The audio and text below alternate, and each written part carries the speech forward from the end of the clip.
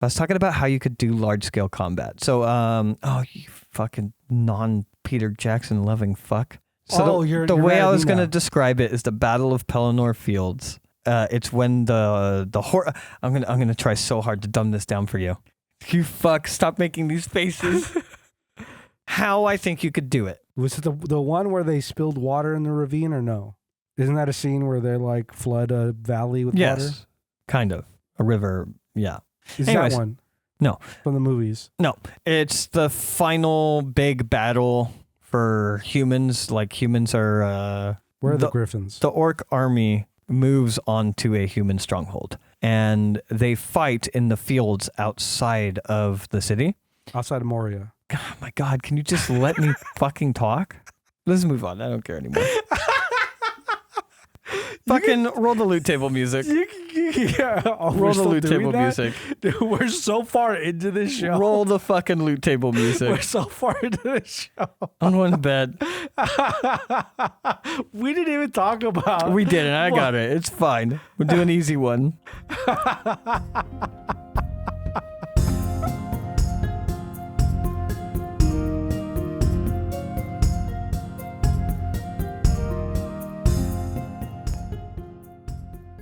Welcome to Take the Damage podcast by Unfortunate Ones. I'm Sov. I'm Nix. And we don't have a gray.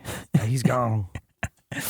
Today's topic, just because this is what our pre-show topic was, is one of our other shows that's going to be coming out soon, which is System Exploration. As it probably hasn't come out yet. If you would like to check it out, System Exploration is just going to be the three of us exploring other TTRPGs, other game systems. At the moment, I know we talk a lot about D&D, and we have a little bit of a background in AD&D, and we've played Delta a couple of times. Yeah, I mean, that's the thing with System Exploration is that, like, eventually, for the most part, it'll be stuff we've never played before. Yeah. And so it's going to be kind of that fresh experience to us, but at least some of the first episodes, or at least the first episode is Delta Green, which we've played like 3 or 4 games in. No, two games. Yeah. This is the third one. This is the third one that we're doing, because we're actually doing it on recording now. Yeah. But it's something that, that's a good point, is that we did do this before, because it is something that we were doing before just at our home table, which was exploring other systems. But yeah, because it's at least, the main goal that I have is like, we're going to make our own systems too.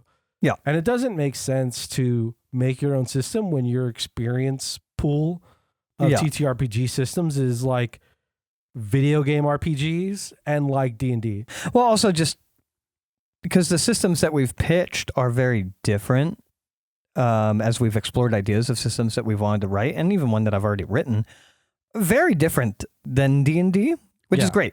And fresh ideas are wonderful and blah, blah, blah. But also, if we're going to be writing systems that are so different, it'd be great if we had experience in other systems that might, like, there were things that I wrote into G&G that happened to very much overlay with some of the mechanics of Delta Green. Sure. And having never played Delta Green, I feel like now that I have played Delta Green, it would help me understand those mechanics better. Sure. And rather than just trying to reinvent the wheel entirely, you can understand what has worked for other systems. Oh, yeah. I mean, that's like XP to level 3. He just had a video where he like kind of talks about Daggerheart. And one of the people made a comment on whatever, I think it was I think it was like Reddit or Twitter or something he was reading like the comments from. And the person was like, oh, now I've lost all my motivation to create my own system because Daggerheart is so similar to the thing I was making. And it's like, one, it's probably not. Mm-hmm.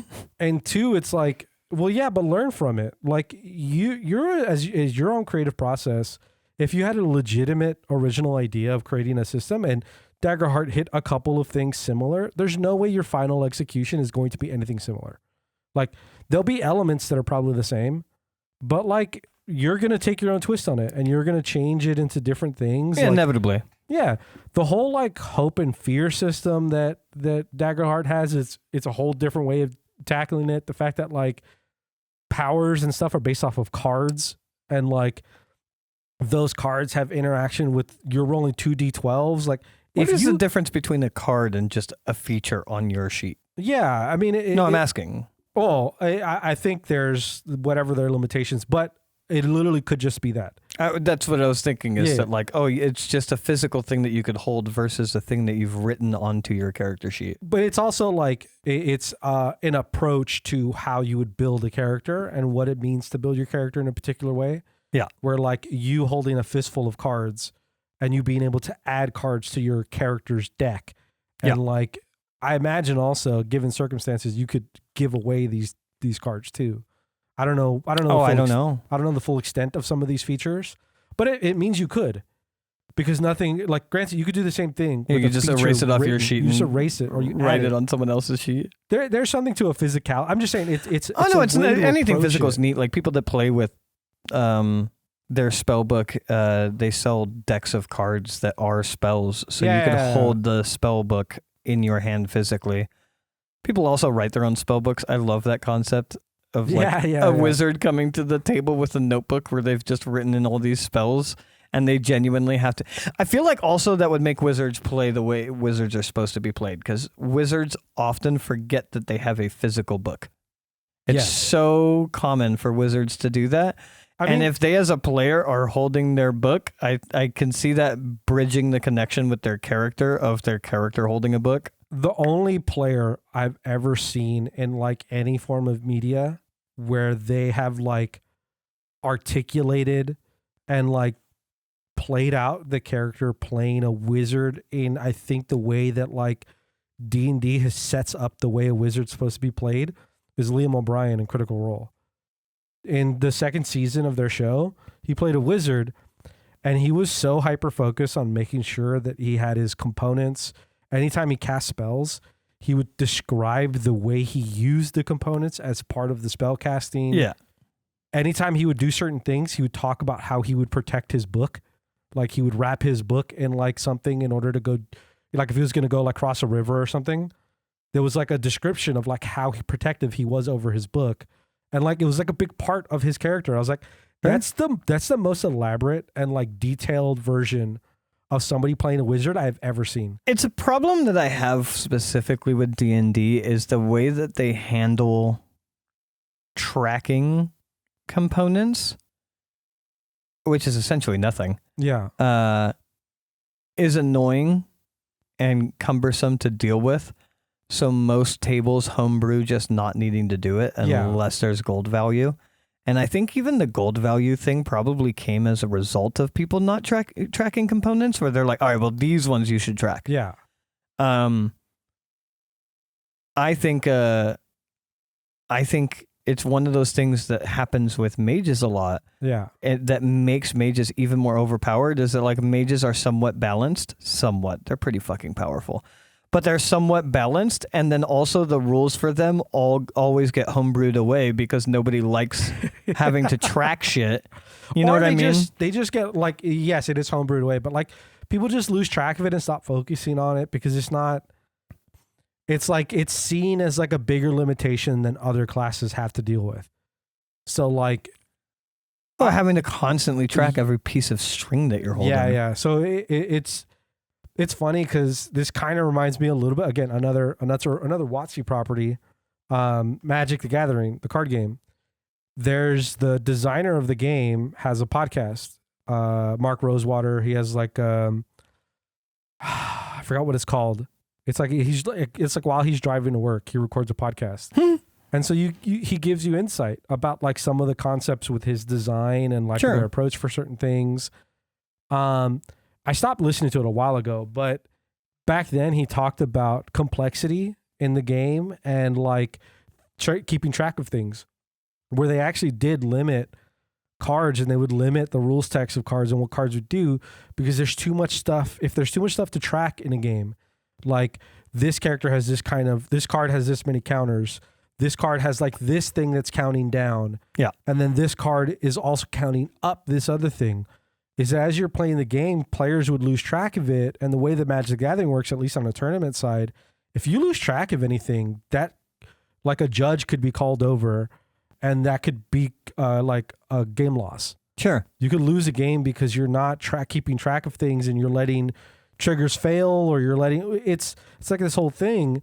And it's like, yeah, I mean, when a game is everyone at a table and everyone's just kind of keeping track of their own stuff, once things get past a certain complexity, it becomes very easy to lose track of it. Now, once Magic the Gathering became digital, they just threw all that out of the book. So now the card game is impossibly complex. And the only way to really keep, like, they don't give a fuck about the complexity anymore. Yeah. So, like, there's all kinds of, every single set has all kinds of weird shit going on all the time. Because, like, the expectation is you're playing it digitally, you're not worrying about tracking it. Like, the game is going to track it for you. Well, D&D is like, fighters don't have anything to keep track of. Unless, like, they don't have even resources and shit other than, like, action surge. Well, there's like the healing one, and there's, depending on your subclass. The majority of fighters are martial, non-magical. So Well, so like the samurai have the Bushido thing. They have they have the 3 advantage points or whatever. Yeah. Yeah. There's the.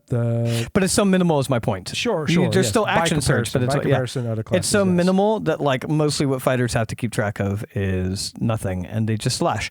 Maybe arrows, and then. But even then, people don't want to do it. Even then, like I've had it where I've had players come to me and be like, "Hey, can I buy like an amount of arrows that we never have to worry about how many arrows I have?" Yeah. It's like, yeah, sure. There's a point where you're just like, you have all the arrows, you have everything you want. We don't have to keep track of this. I mean, I don't really understand why, because D&D is like your turn, and then you have like 30 minutes before it's your turn again. You can mark something off in your sheet in that 30 minutes. It should be relatively. It should be so easy. But my point is yeah, for one, even arrows. But that's all they have to keep track of is arrows. Whereas like wizards are meant to keep track of every piece of wire that is on their person. Yeah. And that's so much to keep track of. But also, that's the thing, is that like wizards beyond any other class are weird because they essentially level, in my opinion, outside of leveling. Yeah. Like the way wizards get more powerful is by shopping and looting if your DM is nice to you and there's just spell scrolls around the world. Otherwise, shopping. At least at least to get like a more like a plethora of spells, because you get 2 every level. So you just get like a baseline number. Yes, but it is minimal. A wizard that never gains spells outside of leveling is a weaker wizard. Also, there's so many things weird about wizard, because also I was just thinking about this because this doesn't get talked about a lot. But a wizard gains spells by copying spells into their spell book. Sure. Which means if they buy a spell scroll, not only do they have that in their spell book and they prepare it, but it would almost in my mind be encouraged to be like, all right, cool, I have a spell scroll, copy it into my book, and I don't prepare that spell. Why? Because I have the scroll. That's my get out of jail free card. If all of my spells came from these scrolls, I'm just going to have these scrolls in my pack at all times and whip them out. I don't remember if when do you homebrew mechanics on top of a wizard who just claims that they have like 50 spell scrolls and they're trying to use their 6 seconds to be like, oh, well, I have prestidigitation or whatever the fuck the spell scroll is. And it's like, yeah, but you have 100 spell scrolls. You have to roll some investigation check or something. Well, spell scrolls to find the scroll. Oh, yes. If you had like something. That's what I'm saying. If you have a stack of scrolls, how are you in a single turn just being like, oh, yeah, that's it. There's Fireball right there. It's like, there's 50 pages you have to go through. Yeah. I mean, if somebody had something like that, I think the concept is, at least my understanding of your spell book, at least, it's in order to write the scroll. Sorry. Go for it. Yeah, I saw you breaking. History check. To see how well you remember the page numbers in your binder full of spell scrolls. It's like, oh, you have 100 spell scrolls. Make a history check to see if you remember what page it's on. If not, it's going to happen next turn. You make the check. Let's say it's like DC 15 and you roll a 15. It's like, oh yeah, you use the spell all the time. You have your book relatively memorized. This one stands out to you. Boom. It's on page 64. You could do that in your turn and then cast it. No problem. You roll a 14 and it's like, you're flipping through. You know it's in this section. Anyways, is that your end of your turn? But I think part of the whole thing about like inscribing your spell is, I don't know if you lose the spell scroll from inscribing it into your spell book. I don't. Oh, that might be actually a thing. I don't remember, but it's also like it takes you a minimum of, I think it's like 2 to 4 hours for each level of spell scroll. Yeah. So like you're on that page for a good amount of time in order to put it into your book. So you'd have an idea of where it is. But if you just had a backpack that you just threw 50 spell scrolls in there and you were like, oh, I'm going to grab this spell scroll and use it. It's like, well, which one? It's like, this one. It's like, how do you know where that is? It's like, unless it's color coded, unless it's like, even if it's color coded. I know. But what if, there's like 7 colors. Yes. And once you get past that, they're all just different shades of the same color. So unless you have abjuration. 7 scrolls. Yeah, it's an abjuration spell. Well, you have 8 of them. And you're like, well, it's this one. And you pull it out. It's like, well, that one's a different spell. Are you going to use it? I'll tell you what. I'll give you advantage on the history check if you create a table of contents. You still have to make the check. Are you talking about like a portfolio of spell scrolls or the spell book? You know what? I was talking about a portfolio of spell scrolls, but now I'm starting to think maybe your spell book too. Because again, remember, you prep the spells that you can every single You have morning. them memorized for the day. So like it's like you actually don't need your book out as a wizard. That's also another thing that most people just gloss over for wizards is like it's like an hour to prepare your spells every single day. So if your crew is like on an adventure and like riding or chasing or doing something and you sleep and you just or something happens when you wake up, technically you have no spells prepared for that day. I thought it was 10 minutes to change a spell, a singular spell. I'm pretty sure. I think you have them committed to memory, and then it's 10 minutes per spell that you want to change for the day. It may be per spell, but I think Yeah, but still, if you're swapping out 6 spells. Yes, I think it's with the most versatile spell book holding. We could easily. Either of us could easily go to our phone to double check everything. 0%. I rather just be bumbling idiots. Yeah. How about this as a crazy concept? So system exploration, we're gonna be checking out other systems. Oh, we were talking about like Daggerheart being a fascinating one to explore and the different mechanics in that. One thing I will say about Daggerheart is since it's come out, I've started to recognize a pattern that was happening before Daggerheart came out. Sure. Amongst my players, which is any time a fantasy system comes out, there's this weird wave of the grass is greener on the other side that washes over like my entire player base. Sure. Which is a lot of people. Where they're just like, D&D sucks and this new system is infinitely better. It's practically a perfect system. Blah, blah, blah. And like, don't get me wrong, like there's things I like a lot more about Pathfinder. But that's how Pathfinder was described to me. Also, like people that do know me and they know things about like my lack of appreciation of magic. You know, I like low magic. Sure. My extremely narrative-based games, blah, blah, blah. Doesn't matter. Home brewing, all of the different aspects of me as a DM.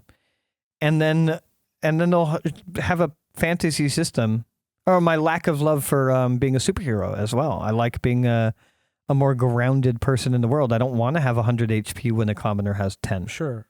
You might really like Legend in the Mist. I'd be happy to check it out. Well, let's talk about it in a moment. Yeah. But yeah, they're like I've had that happen too, where people either discovered it seemed to me like discovered Pathfinder, or otherwise come to me as Pathfinder players or whatever, and they're like, you love it. It's way better a system than D&D. It's practically perfect or whatever. And I've played it. Don't get me wrong, it's fun. I think the action economy is more strategic. I also think it's just a different flavor of TTRPG.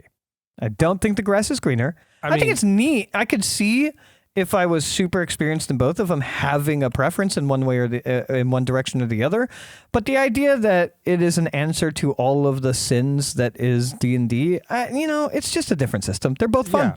Yeah. They're both a good time. It's a different system, and I think, well, I have two thoughts. It's one, because it's an offshoot of 3.5 after D&D made the shift to 4. Mm-hmm. The way that it handles higher level stuff when it doesn't like cap things out the way like 5 changed things. So like numbers just get ridiculous. So like you get like a plus 20 to hit when you're at a certain level. And it's like, yeah, D&D doesn't do that because it's there's kind of like a soft. Like, no, D&D does stuff like having your damage because the creatures have resistances. That happens at a certain level, and creatures gain resistances. There's a lot of like use of legendary actions and immunity, like layer action. There's a lot of like other stuff that gets added on. But you could always fight a dragon. Yeah. Like a low level character can hit a dragon. Whereas in Pathfinder, things can just be outside of your ability to roll. Yeah. You literally, something could have like a 40 AC. Yeah. And the max that you could swing with all of your stats is like 32. Yeah. And it's like, that's still not going to hit it. People did the same thing when some of my players did the same thing when Daggerheart came out, which is like, it's so much better. It's a better fantasy system. And like looking at it, it looks fun. It looks like a good time. It's neat. It doesn't look like the grass is green. Actually, the grass looks quite dilapidated because it's a much grimmer. Well, I think you could do happier storytelling. I think it lends itself to like really life or death situations. But I love the mechanic of like the closer you get to death, the more powerful you get. That's so cool. Where you just start like really driving as like a superhero the closer you get to dying. The other thing I wanted to say though before was there was also that whole fiasco where they were potentially going to do the 2024 revision and like remove the SRD and like put it under like it's not going to be Creative Commons release, and they're going to lock that was when it was D&D 1. Yeah, when it was D&D 1, there was that whole thing where everyone turned on like D&D. We're like, all right, let's go look at all other systems and like fuck D&D. The Pathfinder's the I best agree thing. with fuck D&D for the record, but D&D is a fun system. It is. And it is just a different flavor fantasy system. Pathfinder's just a different flavor fantasy system. The thing I like about D&D for the most part, compared to a lot of TTRPG systems, it is relatively accessible. Oh, it's easily the most accessible. I don't think in terms of like general rules, like there are some games that the general rules are easier and you can kind of just start getting into a game easier. The accessibility with D&D comes from its digital stuff. The fact that and also its popularity. Its popularity. Its digital stuff is so easy to consume. It's a beautiful tool. It's such a good tool. It's been ruined since the last time you looked at it, though. Since the last time you looked at it, it's been ruined. It's been what? Ruined. Oh, that sucks. All of the 2024 stuff is like forcibly on. So you have to play with 2024 stuff, and then you can turn off the 2014 stuff. If you are a spellcaster and you're a 2014 spellcaster, it will show you all of the 2014 and 2024 spells. There's not really a way to filter it. At least the last time I checked. This is like a couple months ago, but there was no way to filter it. So like you like, it's really hard to get your players to be like, hey, the 2024 spells are kind of powerful for my world. It's really hard to deal with that. And then when you do the 2024, it only shows you the 2024 spells. So you can't have a 2024 class with 2014 spells, but if you have a 2014 class, you have to have 2024 spells. It's just weird. And then all of the weapons are a little confusing because they updated them to the 2024 weapons. Yeah, where you have like the extra ability or something like that. But only if you have features, which is not stated on the weapon itself. So when you look at the weapon, you're like, oh, this weapon does bleed damage or whatever. And it just looks like a really cool weapon. And it's like, yeah, but you're 2014, so your class doesn't have it, doesn't have the ability to use that. So like, that's just extra text that doesn't help you at all. Mm-hmm. That sucks. I might have to sheet you guys for the buddy cop game then. No, it's still very usable, but I like you just you have to have a level of respect when looking through it. Because my basic concept was I was gonna get. I still use it all the time. It's still very usable. 5E rules because I'm not very familiar with the 5.5. Yeah, I was gonna get 5E rules and mash it with Delta Green. Sure. And then but I was still gonna just use Beyond and then just have like superfluous stuff. But I might just have to mash the sheets. Just make a sheet that is like the things that I want on it. But yeah, I thought we were just playing 5e. No. I've been No. You have to do it weird. Yeah, I've been working on it. I love weird stuff. There's aspects of Delta Green that work so well as like detective stuff. Sure. Or like cop stuff and finding stuff out that I'm like, there's no way I'm not using this. Mm-hmm. There's no way I'm not using this stuff and just kind of roll it into a 5e, a base of 5e. Just because like, are you talking about like the percentage and then roll under, or if you haven't high enough? The skill tree. So the skill tree and then how you increase your abilities in certain skills. So the way that like Delta Green, the certain skills that it has on its skill list, and then the fact that you have like 6 instances of being able to boost some of those skills. Yeah. And then you can only pass to a certain point. Like you can't increase it higher than a certain number. That concept, I was like, ooh, I like that concept because. So just custom background. D&D custom background. You get to choose 2 skills. Sure, but also I don't like. There's not criminology. Criminology isn't a thing in 5e. I forgot what. There's a couple of other things in Delta Green that just work well with being a fucking cop or a detective. You're not wrong. Yeah, where I'm just like, this works so well that I'm just going to use it. Also, like, you're not going to level up in the buddy cop game. It's going to be. It's a little mini campaign. It's very short. It's going to be at most 4 sessions. Or not at most. It's going to be like minimum 4 sessions. And like, I don't expect you guys to level up. I don't have plans to have you guys level up during the game. So it's like, like we're not going to hold on to this. I'm going to ask you every session just as a trope. Yes. Do we level up? So do we level up? You're going to do one. You're going to come out of the donut shop. Anyways, I spoke really well with that, with the person behind the counter. So do I level up? Every time. But yeah, I mean, I've beaten that out of my players because I just never level anybody. I have given like 3 levels in the year I've been playing. Oh, I mean, speaking of trying to go back into the idea of talking about systems and stuff, Legend of the Mist. There's, just to give another shout out, there's Bob the World Builder. He's a YouTuber. Really good stuff. He's a front of the camera kind of guy. He just sits. Is he cute? I mean, he's an alright looking guy. He's not terribly bad looking. He's He's a guy. He's a guy. He's just a regular guy, nerdy guy. But he talked about Legend in the Mist, and they have like a free graphic novel introduction to the system. So it's literally like a drawn comic book. Sure. That is a little bit like the Goosebumps Choose Your Tale, where you kind of have like a thing happen, and then it gives you the instance of roll. Sure. So you can roll, and then depending on the roll, you have like 3 different options, and you choose like the page to go to for like, was it a failure? Was it a success? Dude, that'd be such a good product. Yes. It's just a line of roll your adventures. Yes. roll your adventures is what you'd call it. Then you you get to a page. So you read the introduction. Yes. You get to a page and then there's an ability check. And then you genuinely physically roll the ability check of the main character. So the stats are predetermined. Oh no, you can actually make your own, make a character sheet. So the way that sure, you could expand on the idea. I think the idea is actually a really good way to introduce people to your system. But like in theirs, it's the story is being told of a character. Sure.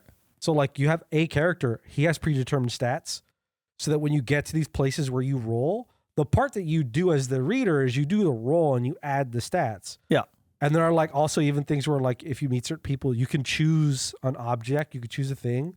And then when you, at least the way the graphic novel works, when you get to the like a later part in the story, depending on the object you pick is what becomes relevant in the choose your own whatever. So like to me it's a fantastic approach to like introducing people to your system. I just think that's such a good product. I'm still stuck on like just have a book and the first page is like check boxes or whatever where you roll your own stats or instructs you to do it on a separate page. So you roll your own stats and it's just, let's say, ability scores, right? Yeah. So you roll your abilities only. And then as you read the book, a check will come up and it's like, cool, based on the character that you made, roll a strength check. If you succeed, go to page 52. If you fail, go to page 36. And then you roll, and then your narrative is just driven by the character that you built with a little bit of randomness, because you could still roll high or you could still roll low, despite what your stats are. Sure. But overall, if you make a strong character, you get the strong tail. Yeah. If you roll an intelligent character, you get the intelligent tail. And it just takes you on a story based somewhat on your ability score. That's a great product. I mean, again, your variation on it is not a bad thing to explore. It's not what you're talking about. Yeah, but also, again, generally, the concept is great. The general concept of like converting an introduction to the way a system works into this kind of paint by the numbers graphic novel kind of style. It's great. It's a great concept. Anyways, so like Legend of the Mist, it's a narrative first TTRPG. It's based off of tags. Characters don't have stats, they have tags. And like your tags are descriptions of the character or description of things that they have. So that's kind of the way that the system works is you're rolling and you add your tags, blah, blah, blah, blah. When you're talking about like leveling up your characters, the reason why I thought about it is the concept in Legend of the Mist is when your character levels up or the time that they level up, quote unquote, you actually get your pre-existing tags, and I think you choose a number of them and you evolve them. So you either get rid of or change the description of certain tags. So like the character will, the way Bob the Builder explained it, he was a little bit more poetic about it, but it was like your character actually kind of grows, like the actual character changes and grows as the story gets told. So there actually is like this, because I believe in the graphic novel, depending on your actions, you actually lose certain tags and you gain new ones. So it's like, oh, the character changes. The character changes from being like this family first character to like he made decisions where he forgoed his family thing in order to do this thing. So if you made that decision tree, you now lose the tag that family is first and you gain this tag of like, you know, your desires are like the things you care about. So it's like, oh yeah, like it's like this like hit in his mind and in mine too. It was like, oh yeah, it is kind of like people, like you as a person. You're always evolving. You're never the same person. Sure. You're the concept of who you are is always changing based off of the things you're experiencing.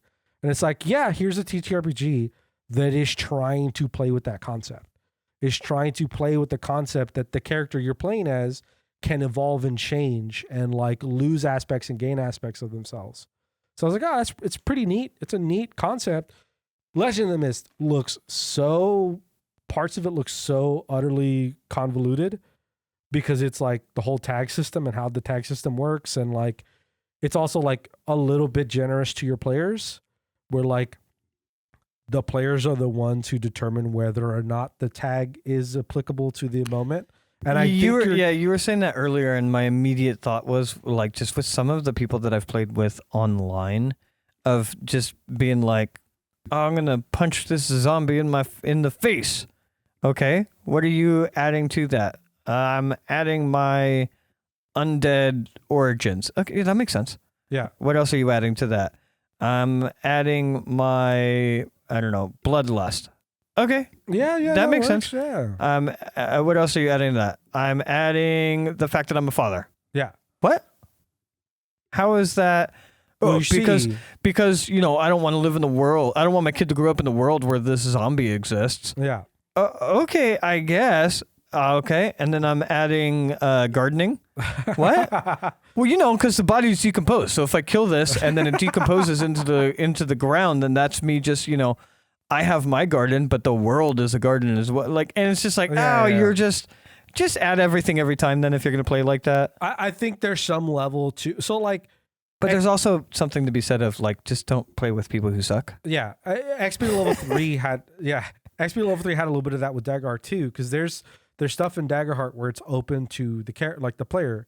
The player kind of determines certain aspects of the story being told, where they like if they open or find something, there's like, well, what do you find in there? Where the player gets to determine kind of some of the things that are happening in the story, and it's like, yes, I could see how some people will having that much power you give to a player, like in terms of determining how the story is being told, they could have some apprehension to that, because again, we all have history, or most of us have history of playing with people that are very abusive to the concepts of, what is the shared collaborative storytelling. I think the risky thing about that is it puts your DM in a position where, so D&D doesn't have that, right? And I literally the other day, they were going through a mystery in a town where one of the players grew up, and they were like, hey, do I have any connections in this town to someone I might trust? And I was like, yeah, absolutely. Why wouldn't you? That makes sense. Or I think I had to make a history check and then said yes. And I was like, cool. I am going to give you narrative control. You tell me who your connection was. Yeah. And it was just like a little improv moment. You could always do that as a DM. When it's written into the system that like the rule book says like, hey, the player's allowed to just canonize and take over the narrative in this moment, it puts your DM in a position to have to potentially nope players. So it's like, no, you can't do that. So one of the things that Jacob talked about in that video is like, they also talked about like, they had live streamed the game of Daggerheart, and they're saying that like, he was saying his feeling as a DM after the first half when they took a break is he was getting frustrated. He was getting frustrated and he wasn't sure how a lot of the stuff was working, and it was just like he was having a lot of rough points with the game. And then he said he had like I'd love to see that. If you could send me that. Oh yeah, sure. He had like an inward moment or something, like they were talking to each other, and he was like, oh, there was like a phrase to him. It's like, you kind of just have to let go a little bit, like as the DM.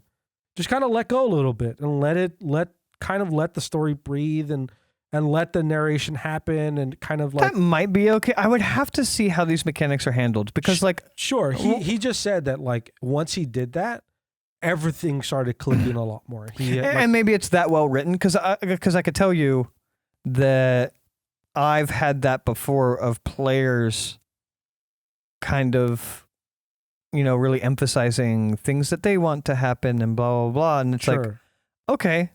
And then I'm kind of in a situation where it's like, well, I have two options. Either I let go and allow this to happen and satisfy that player, or I say no and I disappoint the player. So it almost seems like an obvious answer.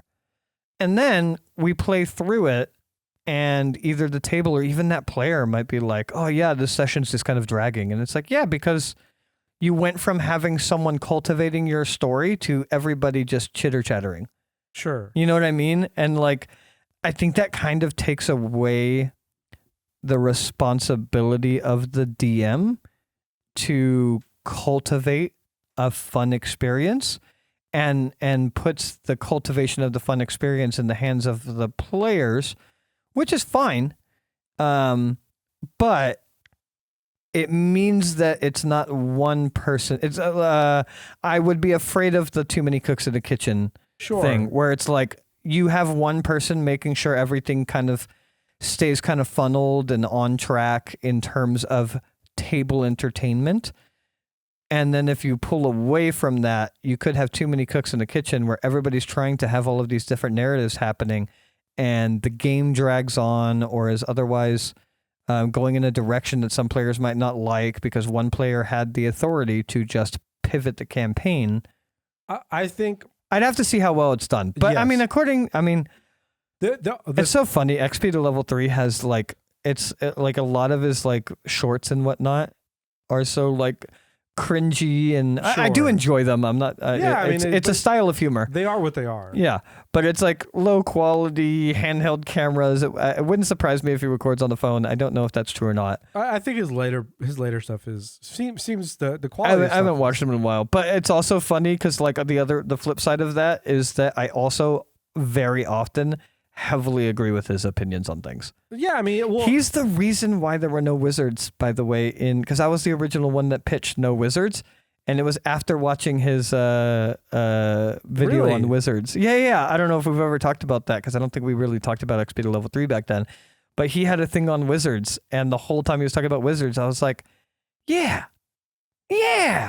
Fuck those guys. I think his big thing is that like he just does deep dives on particular topics, at least some of his videos, and he is an articulate guy. So like if you can articulate... Well, I also just agree with his perspective. Sure. Like not just his articulation of his thoughts, but his thoughts are thoughts that I agree with. Of course. too. I'm just saying if you can reasonably articulate yourself and you happen to agree with his thought, it's easy to just go down that rabbit hole where you're just like, yeah, that is bad. Fuck wizards. Like yeah. But like, yeah. It was just like, I hadn't thought about why I didn't like wizards. I just didn't like wizards. And then it was just all of it captured in the video so well of like, these are all my thoughts. But I think another thing I think that might be important. And as far as like, again, his reaction in that video to the collective internet, and then him and his table's reaction to like the first half of their game and then the second half changing, and also Critical Role and that group is, I think this kind of shared narrative thing works really well with something you said earlier, which is if you have like a really responsible party, if you have a lot of people who are at your table, most of the people at your table are responsible or like want similar things out of the campaign. Yeah, they understand what the concept is of a TTRPG and that we're all telling the story. So like this isn't just my story. This isn't just your story. This is all of us telling the story of something happening here under the guiding light of the DM. Yeah. Like the DM is the one who gave us the base of the narrative we're partaking in. And so like my job is to help facilitate that story. Not my job, but like part of my input into the story is helping that story along. I'm not here just to throw a wrench into everything. Yeah. I'm not here just to like disrupt the story. I'm kind of, there's a little bit of playing along, at least if parts get a little draggy, if parts seem to get a little funky, it's helping the narrative take place and take shape. Sure. So I think if you have a table like that, which I think Jacob and the XP crew do, because they've all been playing for such a long time and it's all his close group of friends.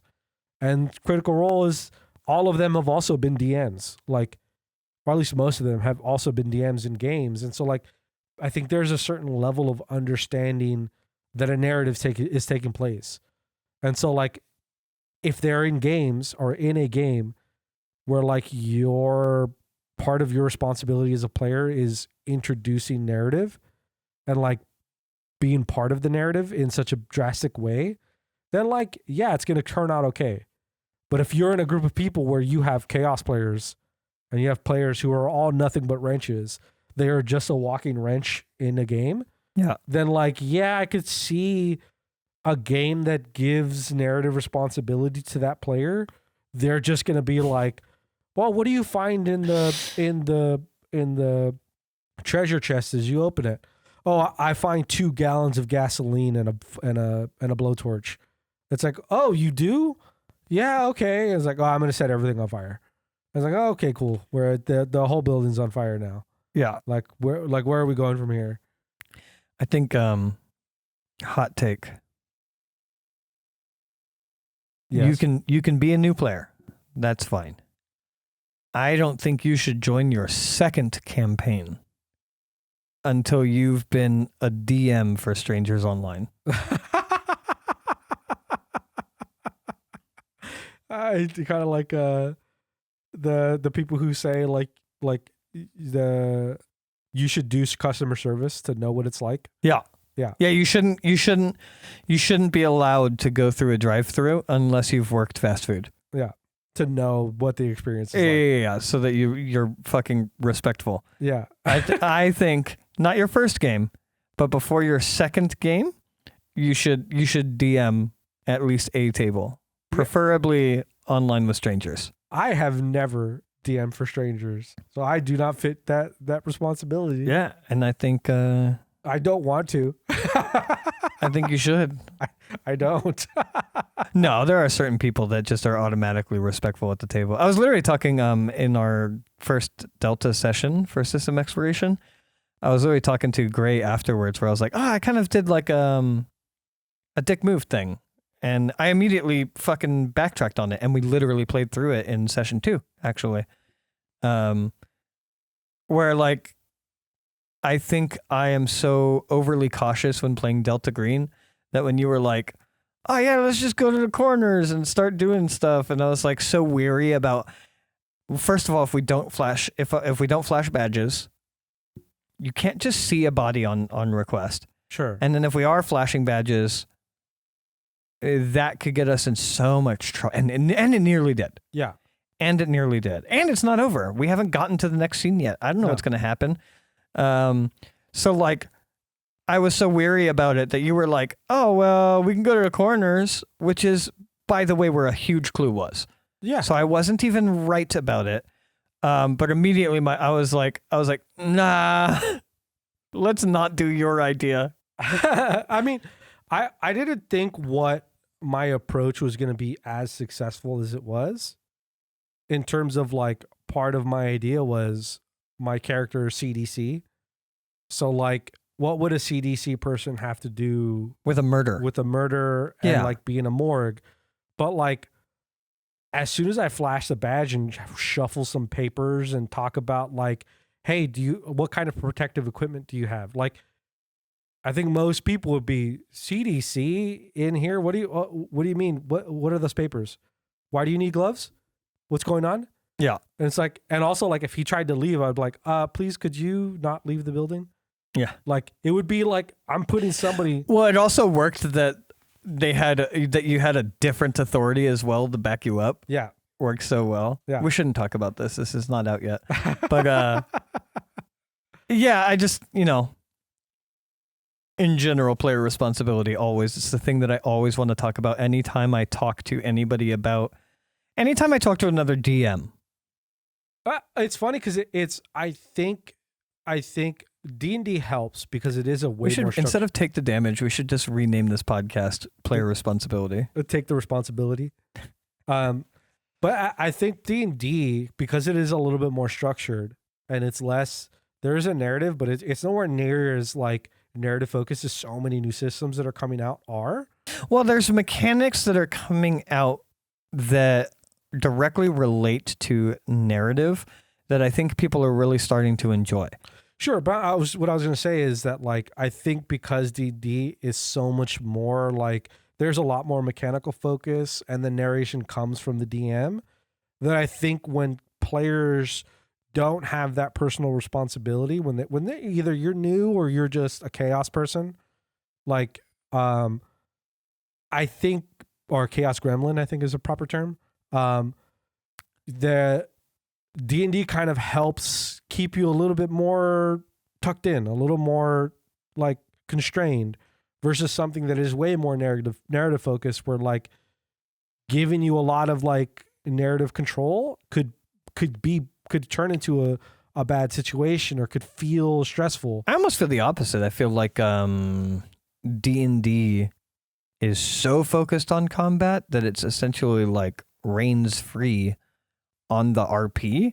So you get people in games that you get people in your game that don't look at combat as a consequence. It's what their entire sheet is designed for. Sure, I think in that vein. Yeah. So like, because in my opinion, with respectful players, I almost think ideally from a system, I don't need RP addressed at all because RP will just happen.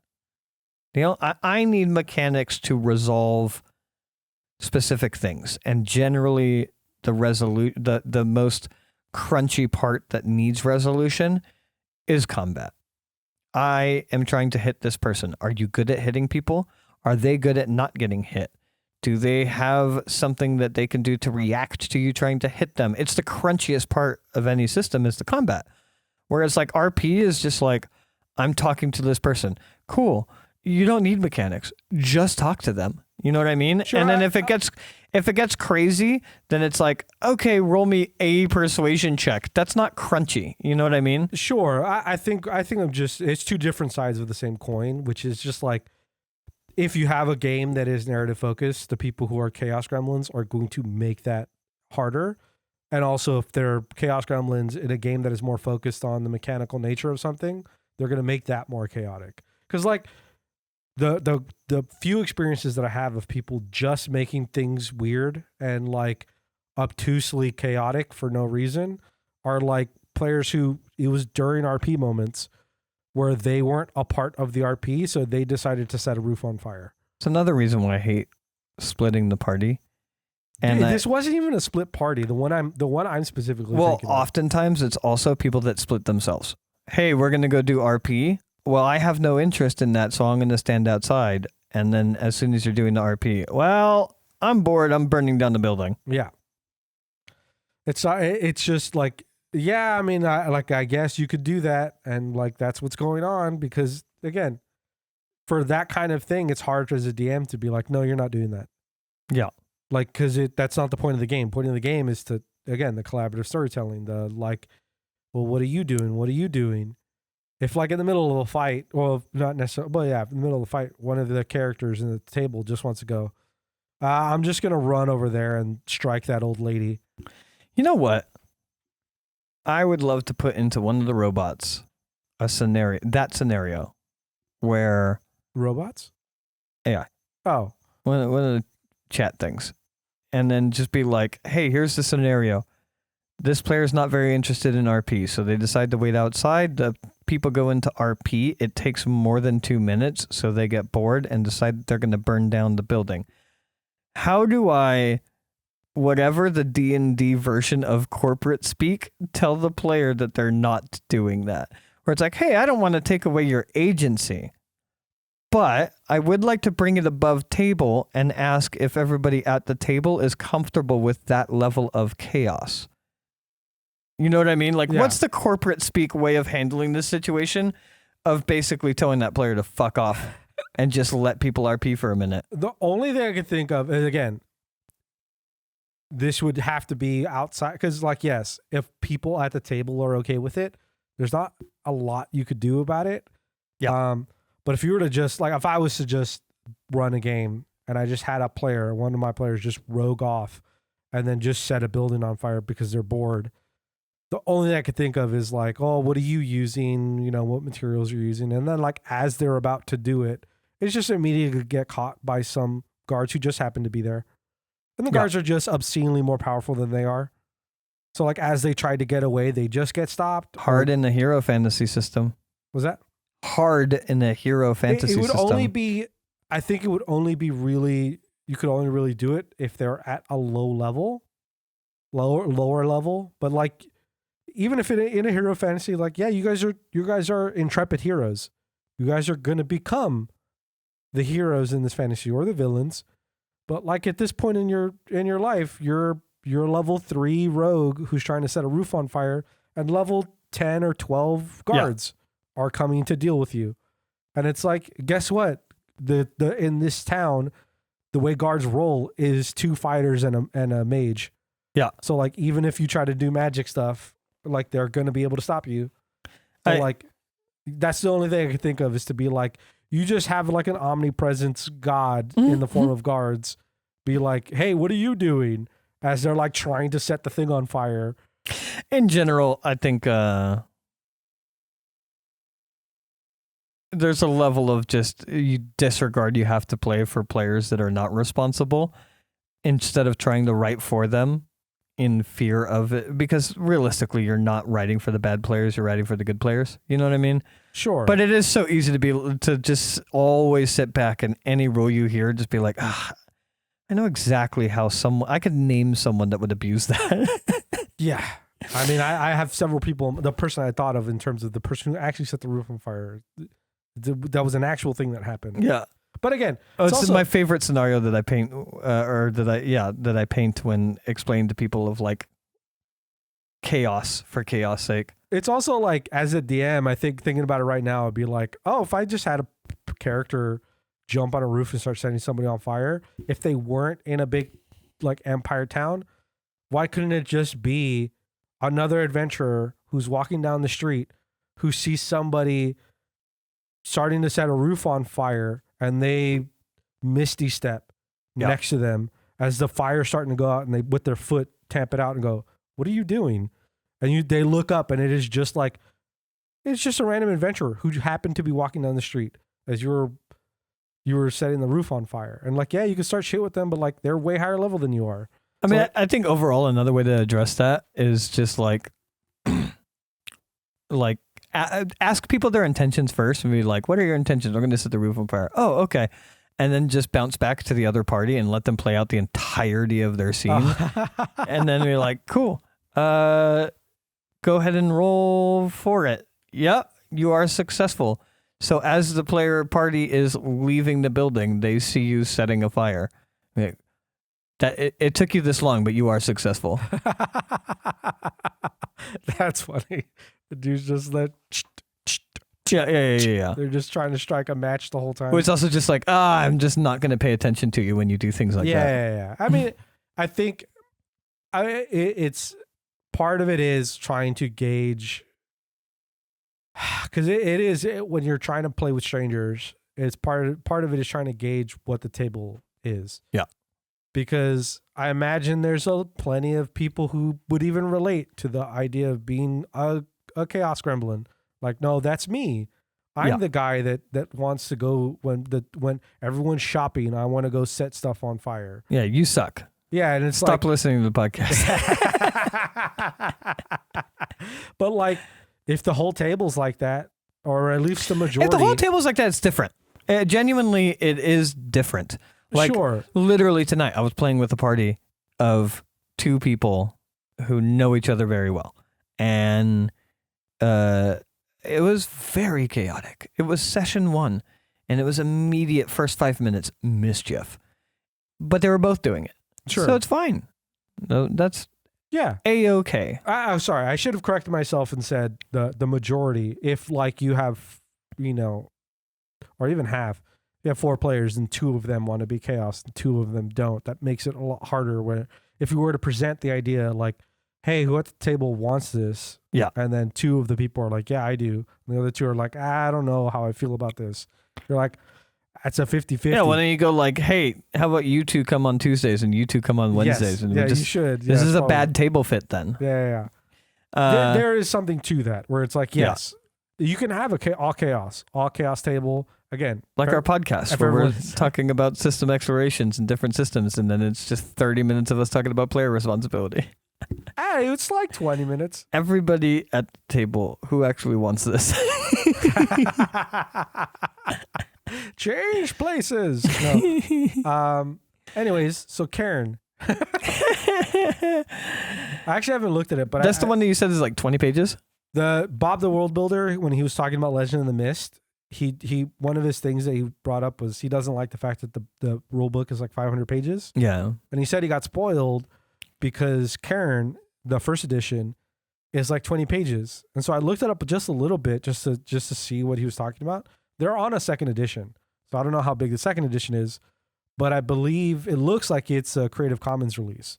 So the whole SRD, the whole main rule book is for free. So you could just look online to their website and you could see the main rules for the game. So I was like, oh, that's cool. If it's 20 pages for like a RPG, a TTRPG system, I was like, it's definitely something to look into. Oh, it's a relatively easy one to pick up at that point. It'd be great Yeah. for system exploration. Yeah, I mean, there's so many. It's in general not what calls me to a system to do in system exploration, because, like, I mean, my list as it sits, one of them on there is Kids on Bikes. And it's literally, I don't know anything about the mechanics at all. I don't know if it's a mystery game or a supernatural game. All I know is that it's supposed to capture the, like, 1980s kids on bicycles, you know, E.T., Stranger Things, you know, like just kids roaming around on bicycles. And I immediately love that system. I've never played it. I don't know anything about the mechanics. That sounds so interesting to me. I mean, the Pathfinder has just heavily been everyone talks about Pathfinder. advised to me. I just recently found out that Cyberpunk is a brutal system, which makes me all the more interested. Yeah. There's 2 games that are like, but I want to play Honey Heist because Because why not? I've seen it played a couple times on Critical Role's channel, and it seems neat. It doesn't seem like there's a whole bunch of depth to it, and it seems like you play one game and you kind of get it and you're done. Yeah. That's kind of how I feel about Honey Heist. It's like an occasional thing like, oh, there's enough players at my table that are absent. Let's just run a Honey Heist. Yeah. And then the second one I want to play, or at least the second one I can think of right now, is Morkborg, which is like a hyper brutalist, like super simplified. It's just like a game around like dead warriors is like, I think it's what it's about. I don't know too much about it. All I know is like the art style is like 80s metal, and like that's how everything is kind of flavored off. And I was like, oh, I just saw it, and I saw that it has like there's like the way that criticals work is you roll 2D, you roll the 2D or the 2 dice of the damage, and you take either the higher or lower of the dice damage. Like that's how its success works. It's something like that. I don't know too much about it. All I know is I've seen the art and it looks interesting just from the art. I was like, oh, it looks cool, and it seems like it's talked about as being like a hyper brutal system. It's like, I know you'd probably love it, so I do like more brutal systems. Very much so. I like consequences. Like, I think the risk of my character dying makes me like my characters more. Sure. I think strategizing is one of my favorite parts of TTRPGs. So, like, when I can't just run in guns a-blazing because I'll die, I have to strategize. I like that more. And then brutal games tend to be heavier RP because you're scared of dying. So, and RPing is my favorite part. There's just so much I love about brutal systems. And then like hero systems, like, I don't know, you're just always in fucking 16 hours of combat. And it's tragic. I was trying to think of, as you're saying that right now, like, I don't think Warhammer is just it's not like an actual story, right? It's just like a battle. It's like a conquest thing, yeah. I was like, I think. would Warhammer fit the system exploration? I mean, it would just fine. It is absolutely a tabletop role playing game. But I think your role is essentially like a general. You know what I mean? You're pushing around pieces. It's a war game. Yeah, it's a war game. So at least that's my understanding of it. Also, 2 things. We would have to do it virtual. And the reason why I would say that's what I was thinking of is like if I built the game if I built the map in 3D and then we fuck. Why do you have to do everything so complex? Just get a VTT and we all put laptops in front of us. No. I have to make things difficult. No, I was just thinking about. I honestly didn't even think about VTTs. But of course, that's the way you would do it. Yeah. Well, the reason why you would want either and that we would want to do a VTT is because I think with Warhammer you need the minis. Yeah. Like, yeah. it's just I don't think you can do theater of the mind with Warhammer. Well, yeah, because the minis have stats. We would also probably have to relatively stream the DM screen at least over our podcast for system exploration that session, because to listen to Warhammer, I imagine, is not easy. Because again, I imagine Theater of the Mind's a lot harder with Warhammer, but also I know nothing about it, so I could be be totally wrong. I want to play it because the lore sounds so fun. Oh, I mean, I love the lore of Warhammer. Warhammer is such a fun lore. It's fun, like you said. Why do I have to make everything so complicated? My brain immediately, as you were talking, is like, well, if I do make it in 3D, as we're talking and as we're rolling things, I can make the little characters like shoot missiles and control the camera. I can animate the whole thing. You're just making a video game. Yeah, I'm just making a video. I'm just making a video of a Warhammer game because I don't know why. In my head, that's what my brain is doing. You're the worst. I'm just like, why do it? Also, like this, Warhammer would be the bottom of the list of any system to explore because it is more of war game. It's less of a role-playing game, I think. Yeah, because of that nature of it, I would not want it to be high up in the things that we play. I know there are... I think it's still valuable because of how we would handle combat. I think that in large-scale combat. Oh, yeah. I'm worried about that. One of my campaigns, I was like, well, you could go through here, but there's large-scale combat happening over here. And then I didn't think about the fact that maybe they'll still go that way. Yeah. So then I was like... Fuck, if they go that way, I'm going to have to figure out how to do large-scale combat. I did talk about, oh shit, this might have been with my brother. I was talking about how you could do large-scale combat. So, you fucking non-Peter Jackson-loving fuck. So the way I was going to describe it is the Battle of Pelennor Fields. And it's when I'm going to try so hard to dumb this down for you. You fuck, stop making these faces. How I think you could do it. Was it the one where they spilled water in the ravine or no? Isn't that a scene where they like flood a valley with water? Yes, kind of. A river, yeah. Yes. Anyways, that one? No. From the movies? No. It's the final big battle for humans. Like humans are...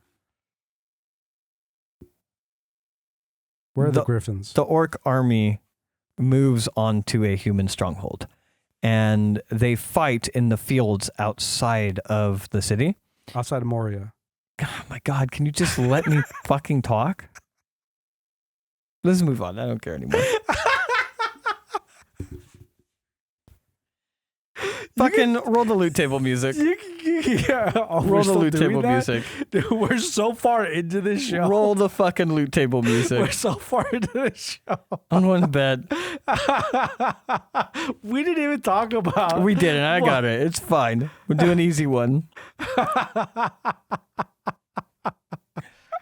I didn't even check if this is working. Come on, everybody. Hey, it's working. Let's get hyped. Let's go and roll on the loot You table. motherfucker. Let's go and see. Can you hear it? who our Yeah. sponsors Okay, will it is be. coming through. I couldn't see the waveform. Let's go. Let's go roll on the Oh, yeah, loot it's table. coming through. I'm going to put so little energy into this. Are you ready? Sure. You ready for how little energy I'm going to put into this? Sure. Today's sponsor is Captain Bobble's Coffee. I was as you were waving your mug at me, I was like, "Oh, this is a coffee brand." It's absolutely a coffee brand, and they come in your typical dark or medium roasts for any adventurer to get a little bit of Sure. pep in their step. But the really interesting thing, or the most interesting thing about it, because it is just coffee. It's good tasting coffee, quality grounds. You can also get it in pod form for your magical coffee maker. Sure. You just pop it in there like a shotgun, press or just say the command word, and moments later you have a coffee. Quick question. Mm-hmm. This isn't like some kind of gross, like magically roasted coffee, is it? No.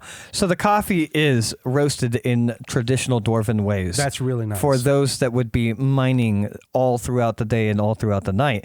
But the most interesting thing about it, in my opinion, is half of the proceeds go to your local city guard. That's cool. And discounts for the city guard. Because the last thing you want when your city guard is walking around oppressing the people in the authoritarian state that is your kingdom is for them to be tired while doing it. So, how do we cultivate a better city guard? We hop them up on discounted coffee that they pay for with the proceeds from the same coffee paid for by the commoners. Think of it like taxes with extra steps. I mean, none of what you have said has deterred me at all from purchasing more coffee from this company. Now, do they happen to have like a more caffeinated variety to make sure that like I'm almost putting cocaine levels of energy into my city guard? Oh, yes, indeed. So while the coffee beans themselves are otherwise roasted in traditional dwarven ways, that doesn't mean mages don't have their own hands in this. They do enhance the caffeine levels post-roasting before Fantastic. packaging it up and sending it out. So they do have Captain Bobble's double strong dark roast, and essentially you're getting somewhere between 2 and 3. It's a little vague on the packaging. 2 or 3 cups of coffee in 1 cup's worth. And this is part of how they get like the numerous like chocolate, hazelnut, dwarven blood flavors, correct? Of course. Yeah. And also, much like Captain Bobble's flavored cigarettes, where they have that little bead of flavor and you kind of pop it. Yeah. And then boom, all of a sudden you're getting the taste of the Feywilds with the resources of the material plane. There is, with every cup of coffee sold, an activation word where you can then redouble the caffeine levels. So let's Nice. say you thought you were having a normal week and you bought yourself a Captain Bobble's coffee and you brew it. And then right when you brew it, a dragon is burning down your city. Well, you're going to need something a little stronger. Speak the activation word. Boom. You now have a quadruple shot of Captain Bobble's. Wow. Well, so if you're interested in having a meth level teeth grinding city guard in your city, or even yourself, if you want to make sure that itch doesn't go away from the side of your neck, try Captain Bobble's. Captain Bobble's. Captain Bobble's. Mm-hmm. Grade A coffee. And I will say, statistics show that the recruitment for local guard has more than tripled since Captain Bobble's has started selling coffee. Wow. Wow. Good stuff. Compelling stuff. Very. We now have easily, within the 7 realms, the most oppressive kingdom. And we have Captain Bobble to thank for that. Thank goodness for Captain Bobble. That's one of our most well done ones. Where it's just me and you. I kind of liked you asking me questions about it because I'll tell you, I'm way better at improv answering things than just spewing shit. Well, I wanted to continuously. take that role of the guy who's like asking questions. Tell us how. Tell us how. What does it mean that they do this? Oh my goodness. I mean, also, as past improv commercials have shown, I'm not good at starting the improv. But like rolling with the improv, I'm all right. Rolling with what's being I think said. it's just going to have to be me and Gray. I think it's going to have to be me and Gray. Yeah, you guys start it. I'll jump in when I can. I'll jump in when I can. I think if we're relying on you, we're going to like get into whatever the ad is, and then you're going to want to put a pin in it till next week so that you can prep. Yeah. That way I could write it. I could actually put some time into like writing how it fits into a narrative. Also, I'm making an entire city map, and for the buddy cop game, I'm making streets. Oh my God. I can't help myself. Are you just hand drawing it? It's funny, you know how I talked about the whole the dice thing and what that whole thing I was doing. You know what I ended up doing? I used 3ds Max, and I used a generator for like dice objects, so like cubes and diamonds and whatever. Yeah. I dropped them from a height onto a plane using physics, so I could get like the outside borders, an edge of a map. And then I used that same thing, that same setup. So I dropped different dice of different colors, so I can get locations of like districts and like like important locations onto an area. So I kind of used the dice to create a basic map for me. Yeah, I know. You've made something. First of all, generators exist currently. Yeah. At the click of a button. Yep. You took that and you were like, I'm going to make this complicated. Well, the thing I don't like... And then you came back now, 3 weeks later, and you're like, oh, by the way, I made it even more cumbersome, where you need an industry standard 3D modeling program. This is for me and no one else. The thing is, we talked about it before, the problem with a lot of generators, except for continent maps. I found the one that I used a long time ago it's called Dungeon. Like DONJON. I know. That one is really good at making like the actual edges generative of a continent. What? But most city generators, I think, are pretty bad at like making the actual city. I think there's plenty of world generators that are good, and then there's city generators that are good.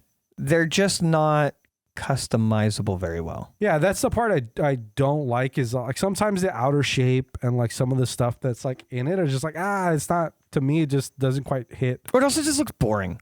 Yeah, it's not that great. I when I was building mine, when I was looking at it, I built a lot of it based off of like London and like English towns, because there's the River Thames, because I want a river in the city. Love a river in the city. So like the River Thames is like, I looked at a bunch of areas around the River Thames and like how they were built and how they look. And I was like, ooh, that's cool. And so I just used that as a base, and I used the dice thing, but like, it was more of just like, I wanted to just fuck around with that concept. So I spent like 20 minutes building something.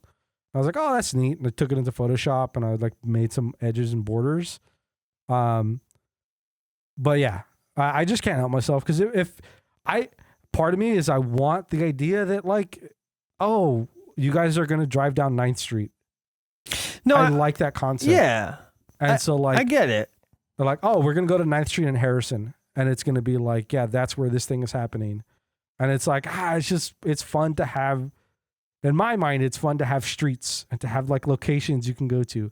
You could easily just say, we're driving to the docks. We're driving downtown. You could easily just say, we're driving to 9th and Harrison.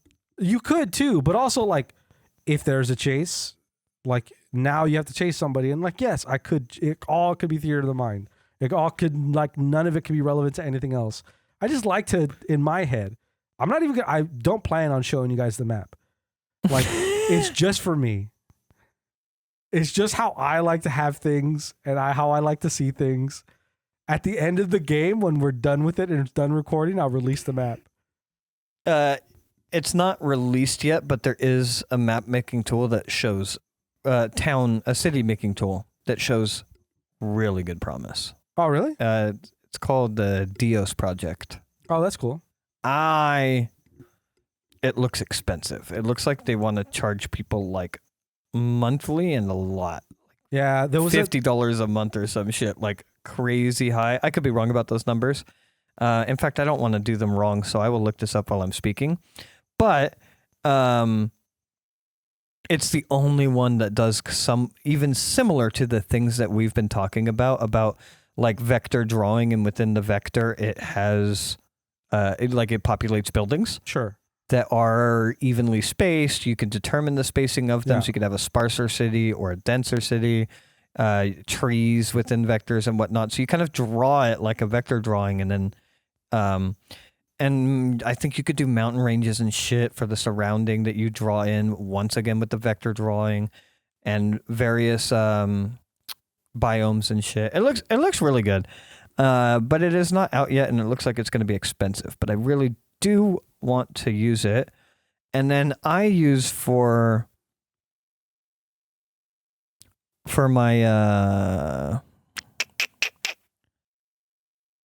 like battle maps and shit, or just small maps, I should say, top down small maps. Yeah. I use Dungeon Draft, and then there's an offshoot of, or there's a different one that looks really good for World, and it's a perpetual license by the same company. I think it's like $40 perpetual license. I think it's called Dungeon Fog, but I might be wrong about that. But yeah, I'm super excited about that. I can't wait to buy that one and remake all of my maps. No, it's not Dungeon Fog. Sorry, that's something else. Oh no, that's the guys that do Project Dios. But anyways, yeah, the city map making tools are awful. I wish they weren't, but they just are. I mean, there's a couple. Oh, never mind. It's like $7 a month. That's not expensive at all. I mean, there's a couple of those projects where people come out with, which is like even $7 a month. Like it does add up. It'll add up to a chunk of change. Yeah, but I spend that kind of money on way smaller Patreon shit anyways. So like I haven't looked into it in a while, but like Tailspire I always like the concept of what Tailspire is trying to do, and I think it's a single payment. Tailspire is it's like a fully rendered like the 3D battle map making. It's like the characters on a board and you can like modify things. I think it's only like I looked it up. It looks like it's $25 and like it's a perpetual license, I think. But like that kind of stuff is just like it's neat. When more and more people got into and are still getting into TTRPGs, you get people who want to do more intricate stuff and make stuff available. At least I'm hoping.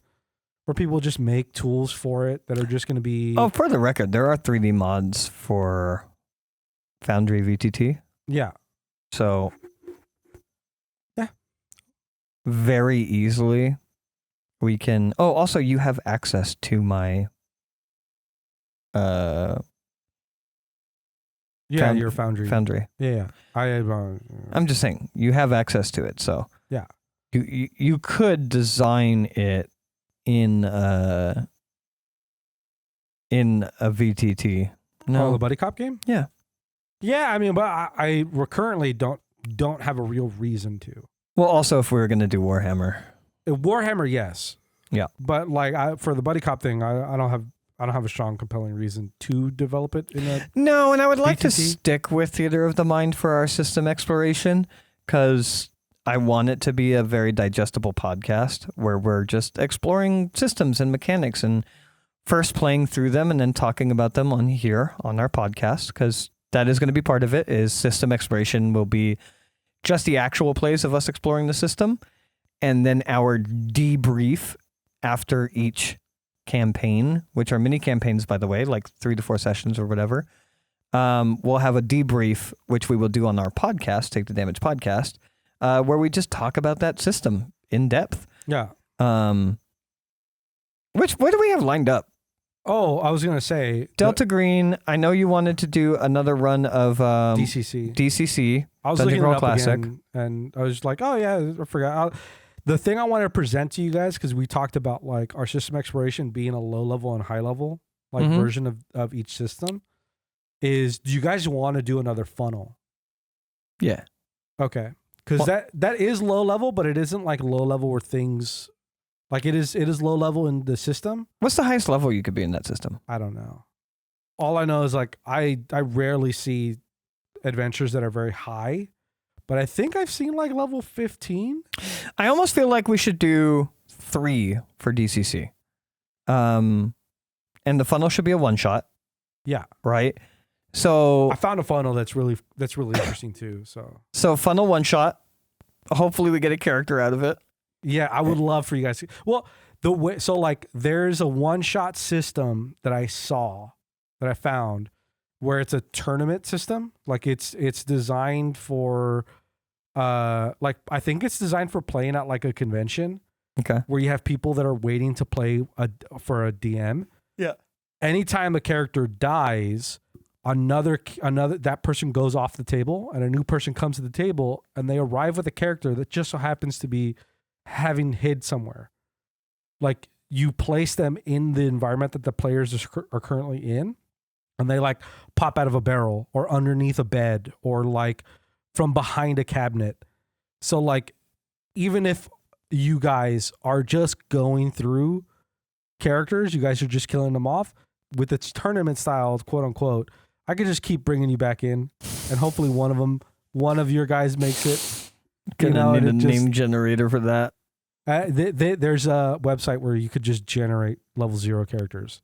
So I would say DCC, we would do the meat grinder level 1, and then whatever max level is, if it's a capped system, half of that. Yeah, I think that'll turn out. I need to keep looking into it, but I think it's probably going to be like levels 6 through 8 would be the highest one, and then like 1 or 2 would be like one of the lower levels. Yeah, but we should have a single adventurer low level just to play in the system. Yeah, where for you have real. access to like the other parts, the actual aspects of the the actual leveled parts of the game. where One you're not mage, just- one marshal. What was that? As per usual, one mage, one marshal. Yeah, I believe the DCC everything's attached to race. So Okay. like the magic users are like elves and wizards. It'd still just be good to experience both. Yeah. And then we'll probably run another AD&D Yes. on the channel. So it'll be finishing up the Delta Green game, DCC, AD&D, Pathfinder. Well, those are the 3 for sure. So then now we're getting into speculative but likely. So those are the 3 for sure. And then getting into what is likely would be Pathfinder, Daggerheart. Yeah. Um, Honey Heist for sure. yeah, you wanted to do Honey Heist. So Pathfinder, Daggerheart, Honey Heist. I And don't then know what else. depending on who's available or who's the closest to wanting to learn it, it'd be like the other ones that we've Oh, there's a listed. million other ones that I would like to. I'm trying to talk about like what people are likely to see on the show in the near future. In the near future, I think that would be that list. That's kind of the generated is list. already. Yeah. like- And then getting into the hypotheticals of just wishes and hopes and dreams. Yeah, there's plenty. Call of The Cthulhu. whatever the MCDM one is, Cold Steel or something like that. yeah. Call of Cthulhu. There's Call of Cthulhu, Vampires of the Masquerade. yeah. There's the Karen one, Morkborg, Cyberpunk Red. Legend of the Mist. There's a whole Kids on Bikes. kids on bikes. There's a whole I really want to do Kids on Bikes. crazy list of them. Yeah, there's so many systems that I want to explore. Yeah. That's why we're doing it. Yeah. And also just to play with different mechanics and become comfortable in different systems. Yeah. I do think it's going to be a little bit of a slog, like me getting over the hump of like having to learn a system in order to DM it for you guys. Yeah. Is like, because that feels daunting. I don't know why, but it feels daunting to me. Yeah. I mean, I think so. I Probably wouldn't because I'm mind- so adverse to reading. I haven't listened to it or I haven't watched it, but I am interested in watching the XP's thing on Daggerheart, First. their live stream, because at least in his recent video, he talked about how much at least he felt he was struggling in like the first half of their live stream. Sure. So it's like, oh, I mean, yeah, there's gonna be that. There's gonna be a little bit of like a struggle. Yeah. And like, especially if it's a brand new system, like. Yeah. There's a bit of figuring out, which is why I think our concept of doing at least two runs in a system, I think is good, because it means there's room to let the kinks kind of come out. Because again, Well, also like for the ones that I want to run, which like Daggerheart and Pathfinder and Delta Green, the ones that, I mean, not Delta Green for system exploration, but like Pathfinder and Daggerheart, which are both fantasy-based systems. I told you I'm going to start running mini campaigns yeah, on my start playing, just to fill slots and explore my worlds and whatnot. yeah, But also, I'm going to start it off with D&D just because that's easy. But I do want to start picking up like Pathfinder and Daggerheart, specifically those two. And I want to somewhat write them in a way that actually fits those systems, but relatively maintains the same adventures, and then run them in those systems as well, just for me to get to explore other systems while exploring my world. yeah. Why not? Yeah. Your narrative. Well, because they're is- fantasy, so it'll fit in my fantasy. Yeah, narrative is only so much. Like you can run the narrative unless the system specifically. Well, like I couldn't do does Delta something. Green. Yeah. In the land of Grandikar, I can't run Delta Green. Well, you could if you ran the system only in an aspect of your world that would only involve non-magic users. So like in an urban environment in your world where there aren't magic users. Or just the players aren't magic users. Or the players aren't magic users. Maybe they're at magic like people in the city. There are guards or there are people, adventurers in the city, but they're just like regular people. They're just some regular person in the city and something. We're going to play Delta Green. It's the year 2572 AD. And you guys are in the dwarven mining town of, I forget what the dwarven town is in my game. What is it? Calum. Bobble? Calum. Captain so you guys are in the dwarven mining town of Calum. You are humans, non-magical. You're using a Delta Green sheet. There's a mystery. Figure it out. Yeah. I think if you really wanted to, you could. There's a space. You could. There's a space in It'd be a weird world. move. Yeah, I'm saying, but there's a space in your world where you could technically run. Yeah. The one that might be weird is like Call of Cthulhu.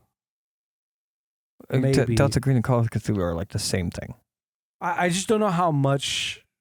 Yeah, it would be harder to play with at least my understanding of like how some of the system works, like some of the checks work. Because like Delta Green, the sanity checks and that aspect of it don't really. They come into play sometimes, and like. Come into play a lot. I don't know what you mean. I mean, in the session that we played, I've only had it happen once. Yeah, he's explicitly said he's running an easy session for us. Yeah, that's what I'm saying. It's a low level session where you could play with the other yeah, aspects. I'm sure of the you game. could do that in Cthulhu as well, though. Yeah, maybe. I just feel like Call of Cthulhu, just again. I bet you if you looked at the two character sheets, it wouldn't surprise me if they look almost the same. It could be. Because Delta Green is an offshoot of Call of Cthulhu. Sure. It's someone who adapted Call of Cthulhu to X-Files. Yeah. But in any case, yeah, like I imagine the MCDM system is probably fairly fantasy in enough line where it would fit into my world just fine. Oh, there's another one.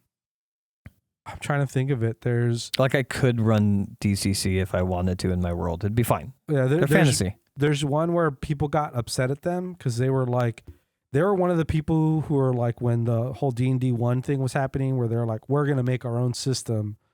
And they kept talking about it. And then they released like a partial version of their system. And people were upset that it was like not that different than 5e. People were expecting some grand different design or something. Really?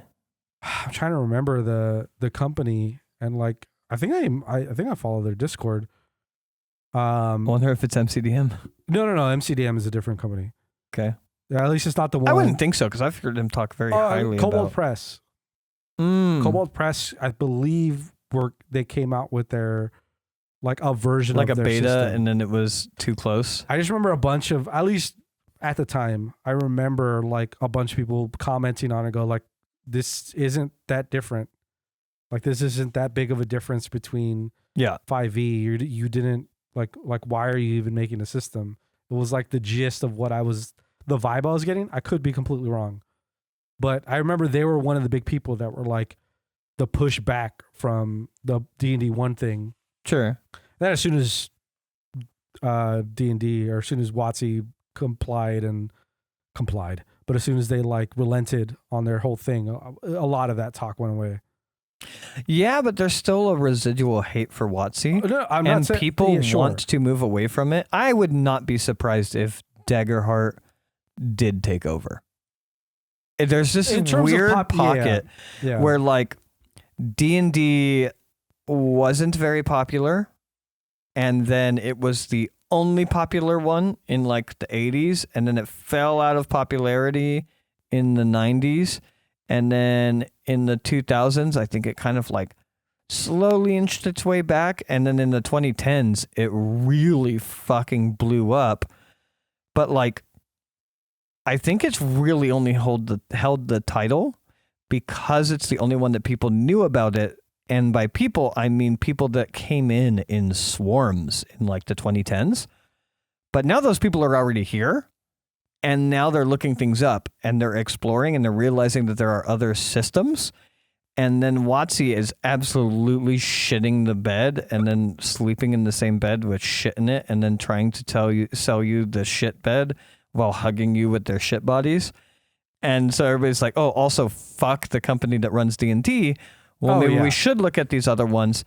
Simultaneously, the thing that popularized it in recent years, Critical Role, that everybody is in love with, everybody is a fan of. I don't know what came out with their own system. I don't know what their new season is going to run off of.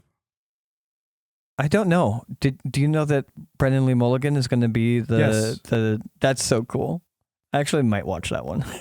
I actually might watch it too. I kind of want to watch it because I've seen Matt as a player only once and I loved it.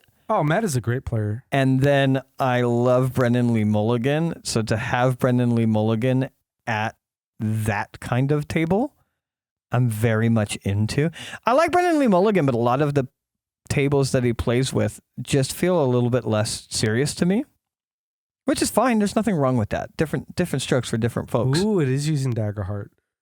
The new season for Critical Role, bro, is using Daggerheart. I don't know anything about Daggerheart. I am not a critter either. Like I stopped watching, but I've never seen any of their campaigns. Yeah. I've seen a shit. Don't get me wrong. I've watched a lot of Critical Role, one shots and shit like that. Sure. I'm very well. I know exactly who they are. And I know some of their character names, and I've watched countless hours of content from them. But I've never watched their campaigns, and anyways. I do think the community respects Critical Role so highly in a time where people are disheartened by D&D in general. Sure. And then they come out with a system that is widely well received. Yeah. There is finally in the 50 years that D&D has existed, there is a pocket where that throne actually might fall.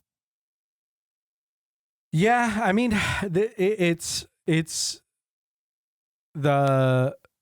are times plenty of times where D&D was shaky in its history, where it was whether like the 90s and the early 2000s. Yeah, the 90s and the early 2000s, it kind of fell out of popularity. But it was more of like, anybody who knew about TTRPGs knew about D&D. Sure, but it was also like falling out of popularity to a point where like it just didn't exist, not because of competition. It just wouldn't exist because it just wouldn't exist. Yeah. It's not something else took it over. TTRPGs in general weren't very popular in the 90s and 2000s. Pathfinder got close with the D&D 1 stuff, where just the hype that people were giving Pathfinder. But I do agree with you. Just given the sheer popularity of Critical Role, and if people just keep playing, and if Daggerheart keeps just getting improved on and more popular, they also Darrington Press, who's the company the company behind the whatever, they hired two of the head developers from WotC. Yeah. So it's like they got like really experienced guys that potentially are going to work on the next edition or like the next updates for this system. And it's like, dude, that must be such a breath of fresh air for them of like, if something new. Also, like, to be these guys who are going to a creative run company, where like I would hope that the minds behind Critical Role are like, we're creatives. We started as creatives. Yeah. They haven't corporatized yet. So like there's a good chance that they have a lot of freedom. Yeah. And they might not even be on Daggerheart. They might be on their own entirely. Oh, they might thing. just be like, hey, welcome in, write your own system under our name. And they're also probably just like they're just there. So even if they're not working on the game, Matt, other designers that are working on that team can go and ask questions. Yeah. Or if they're having honestly, lunch together. it's what I would love for this company if we were to ever expand. I would only ever want to expand slowly, but like just talking about it in stupid dream sequence styles. Like if for whatever reason Matt wanted to come and work with us, you know what I mean? That'd be insane. Yeah, I'm talking about stupid fucking, Sure. high reaching. But just as an example, Brendan Lee Mulligan's like, hey, what's your address again? So the way that our company is set up is just 3 guys doing their own thing and then play testing together and sharing opinions together, but relatively 3 guys doing their own thing. And we do have projects that we're Sure. intending on working on together and are actively working on together. And even our solo project, we reach out to each other. Yeah, but that's what I'm saying is our solo project is influenced by each other, but a lot of it's just doing our own thing. Like if we had a bunch of money and, we could take on, we give Brendan Lee Mulligan our address for the 5th time. I don't know why he doesn't write it down. Come on, Brendan. And then, and then he comes over for his, like, oh, what's up? So what are we doing? We're like, I don't know. What did you want to do? Do you have any ideas? Cool. Do you want to just start working on that? And then we're here for playtesting on whatever day. It's a Tuesday. Yeah, fuck it. We'll just playtest today. Or did you want to sit at a table and just sit here and spitball things and be like, what if swords go like this? Whoosh. And we could just go back and forth with that for hours and hours and hours. That's how we run shit anyways. Yeah.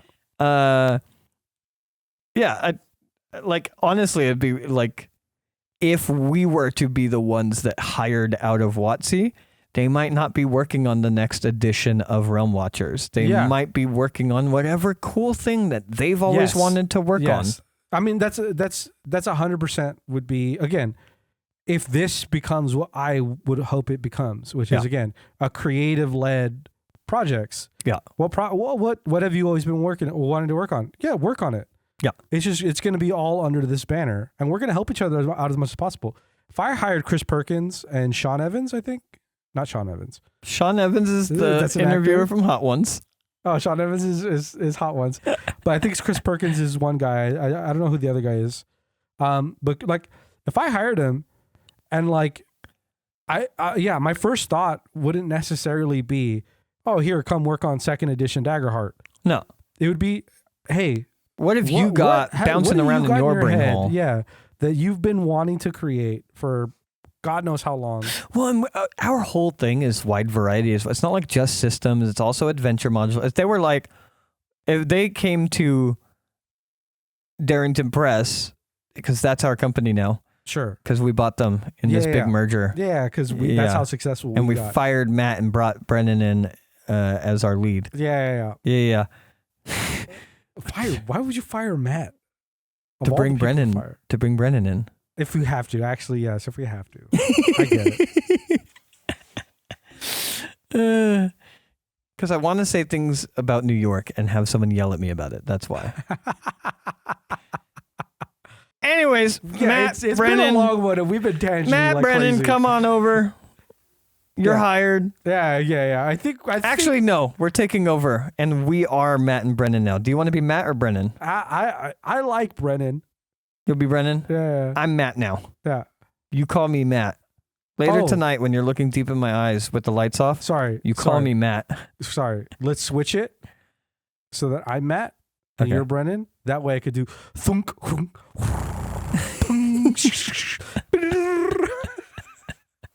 I can just make noises over here. I do feel like I commonly hold Brendan Lee Mulligan's flabbergasted face when players are doing ridiculous things of just absolutely flabbergasted. So like, yeah. All right. I'm Brennan. You're Matt. And this is the Take the Damage podcast. Bye, unfortunate ones. Thank you for listening, and we will see you next week. All right. See you. Bye.